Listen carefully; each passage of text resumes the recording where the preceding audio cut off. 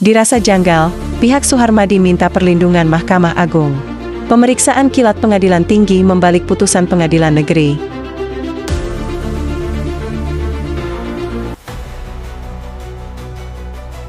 Malang, banding merupakan upaya hukum lanjutan atas putusan tingkat pertama Pengadilan Tinggi, yang mana terkait dengan proses hukum banding dalam kewenangan Pengadilan Tinggi.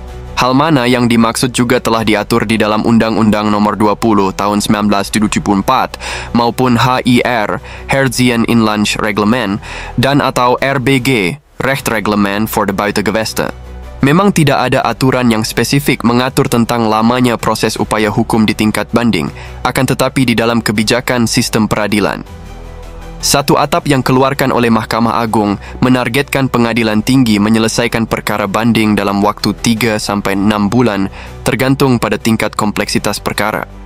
Ada hal yang dirasa sangat janggal di dalam perkara banding dengan nomor perkara 863 PDT 2024. PTSBY atas perkara di tingkat sebelumnya dengan nomor 263 PTG 2023 PN Malang.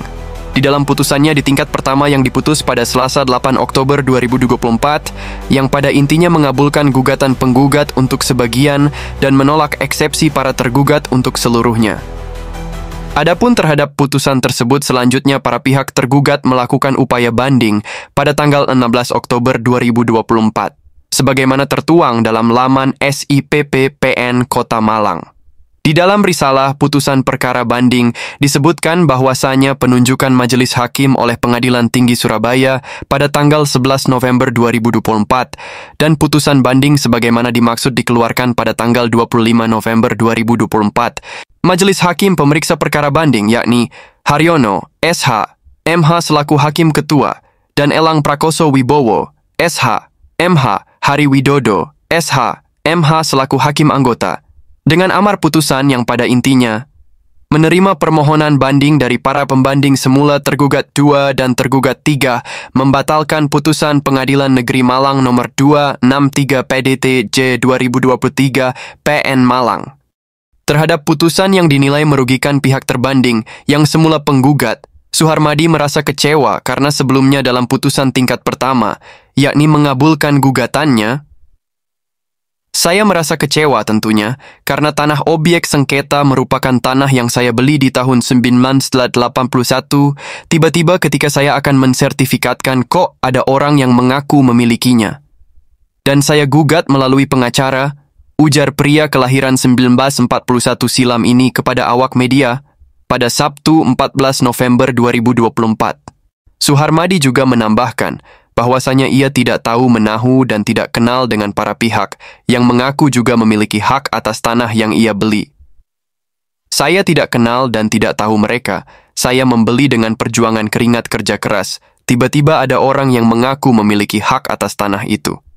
Saya bersyukur pengadilan mengabulkan gugatan saya, tapi saya dengar dibanding dikalahkan, imbuhnya.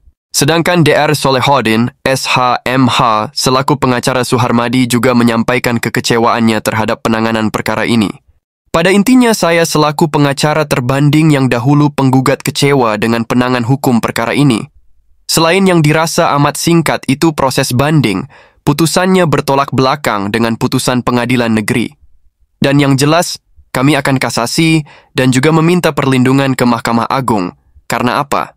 Ya, karena dirasa janggal dan amat cepat prosesnya di Pengadilan Tinggi, masa hanya kurang lebih 2 minggu sudah keluar putusan, padahal belum pernah ditemui proses upaya hukum banding secepat ini. Kami berharap nantinya dalam kasasi mendapatkan keadilan, dan baik KY maupun MA dapat turut menciptakan peradilan yang bersih dan berkeadilan bagi masyarakat.